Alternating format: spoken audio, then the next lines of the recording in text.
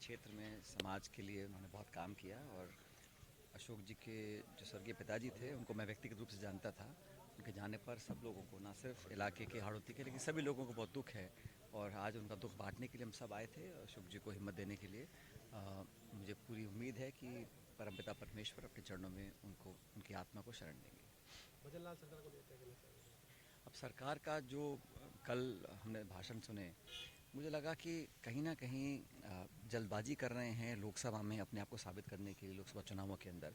क्योंकि जो कल संवाद हुआ, जो चर्चा हुई, जो तथ्य सामने आए, तो एआरसीपी को लेकर जो जनता की उम्मीद थी, जो बहुत लंबे अरसे से आंकड़ों के आधार पर हम लोग एक उम्मीद करते थे क्षेत्र के लोगों को सिंचाई का, पीने के पानी का, इंडस्ट्री को पानी मिलेगा, उस पर स्पष्टता नहीं आ रही है। अभी भी गोलमोल जवाब आ रहे हैं, उम्मीदों के साथ काम कर रहे हैं, लेकिन तथ्यात्मक आंकड़े अभी तक सदन के अंदर प्रस्तुत नहीं किए हैं।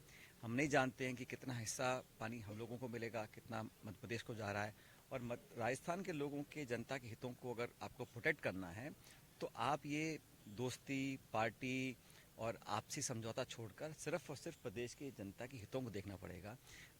जितना पानी हम लोगों को पहले आवंटित होना था, मुझे लगता नहीं कि एमओयू में उतना उसमें विवरण उसका किया गया है। इसीलिए जो एमओयू है वो सदन के अंदर प्रस्तुत नहीं किया गया। चर्चा हो रही है ईआरसीपी पर, लेकिन ईआरसीपी का जो एमओयू साइन किया है उसका कोई अता पता किसी को नहीं है। तो जनता के साथ धोखा ना हो, और जितना, क्योंकि जैसे आबादी बढ़ रही है, मांग बढ़ रही है, जो सिंचित क्षेत्र है वो मध्य प्रदेश में बहुत ज़्यादा होगा और राजस्थान में कम होगा, ऐसा लोगों को शक है। और मुझे लगता है कि इसमें और क्लियरली सरकार को बताना चाहिए। प्रदेश के जनता के, किसानों के, खास करके क्षेत्र के जो 13 जिले हैं, इन लोगों के साथ कहीं कुठारघात ना हो, ये जिम्मेदारी इस सरकार की बनती है। उस पर स्पष्ट उनको अपना बात रखनी चाहिए थी, ना कि गोलमोल जवाब देना चाहिए था। बाकी सरकार का तो मैंने कल देखा तो बहुत जल्दी सरकार बनी, इतना इसमें कन्फ्यूजन रहा, मुख्यमंत्री कौन होगा, मंत्री कौन होगा, विभाग क्या होंगे।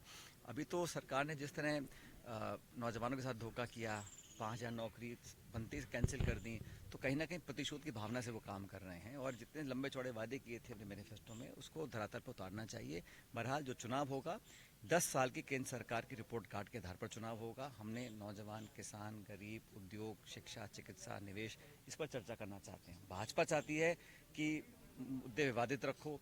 चंडीगढ़ में जो कल हुआ, हमारे पास जो बहुमत था उसके बावजूद वोटों को खारिज किया गया और धड़ल्ले से किया गया है। लोकतंत्र की हत्या हो रही है यहाँ पर, और क्या हो रहा है। इसके खिलाफ राहुल जी अपनी मुहिम चला रहे हैं। हम सब इंडिया अलायंस, पूरा विपक्ष एकजुट है, और इस बार मुझे लगता है कि राजस्थान में बहुत बेहतर परफॉर्म कांग्रेस पार्टी करेगी। नीतीश से छोड़ के चले गए सारी।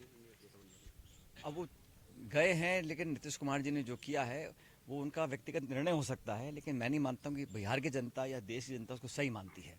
क्योंकि इस बार बार बार पाले बदलना, और जिनको आप कोसते आए उनके पास जाके बैठ जाना चुनाव से ठीक पहले बिना कारण के, कहीं ना कहीं उनकी कमजोरी को दिखाता है। लेकिन जनता ज़्यादा समझदार है, वो समझती है कि केंद्र सरकार का जो दबाव है, एजेंसीज का जो विपक्षी नेताओं पर दबाव है, उस पर कुछ लोग सरेंडर कर जाते हैं, कुछ लोग नहीं करते हैं।